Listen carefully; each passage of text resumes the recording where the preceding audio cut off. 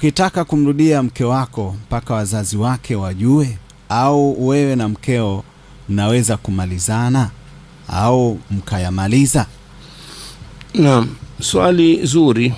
Unaona, kwa sheria ya Kiislamu ni kwamba mwanamume akiamua kumwacha mkewe halazimiki kisheria kuwa lazima amfahamishe yoyote, achilia mbali wazazi.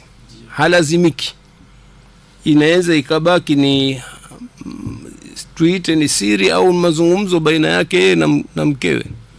Ila wanachuoni wanasema inapendeza, si vibaya, unaona, kuwaambia wazazi na watu wengine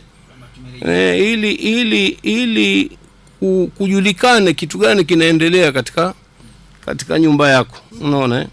Lakini kusema kweli ni kwamba wewe ambaye ni mume una haki zaidi ya kumrejea yule mkeo, unaona, kuliko mtu mwingine yote. Huna haki, lazima wa kumshauri mtu, unaona. Ukimshauri vyema, lakini ukiamua kumrejea unamrejea tu, unaona. Lakini na ile kumwambia kwamba mzazi au ndugu au marafiki kwamba nimemwacha, bila shaka unaweza ukapata ushauri kabisa. Wakijua mfano umemwacha kweli kimsingi au umemwacha tu kizembe, no, atakwambia bwana, hivi ulivyofanya si vizuri bwana, maadamu hii talaka ya mwanzo, mrejee mke wako. Lakini hapa tunazungumzia sharia inavyotaka. Ndio. Kwamba sharia haikulazimishi wewe mume kwamba ukimwacha mkeo ni lazima ende ukamwambie au kawaambie wazazi wako. Unaona, wewe na mkeo mnaweza mkayamaliza kama alivyosema. Naam. Ndio. Asante. Swali lingine anasema, asalamu alaykum Sheikh, mke nimemwacha kabla eda kuisha, tukakutana tendo la ndoa, je, talaka inahesabika ama? Karibu sana. Naam, bila shaka inahesabika.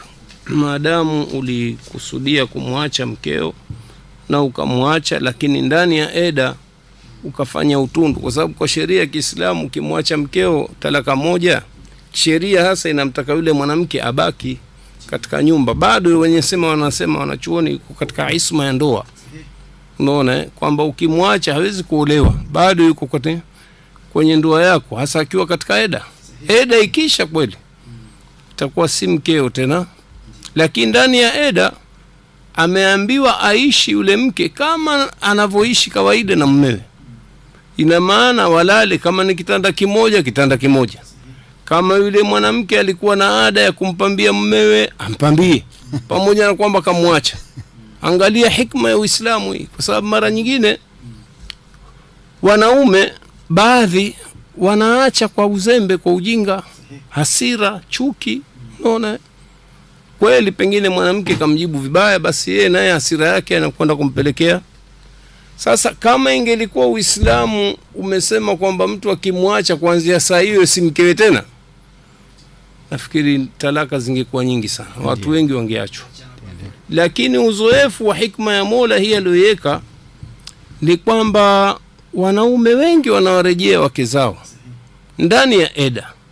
Sasa wanachuoni wamegawa juu ya rejea. Kuna rejea ambayo ni lafdhi sarihi, yani unamrejea mke kwa kumwambia kwamba mke wangu nimekurejea kuanzia leo, unaona.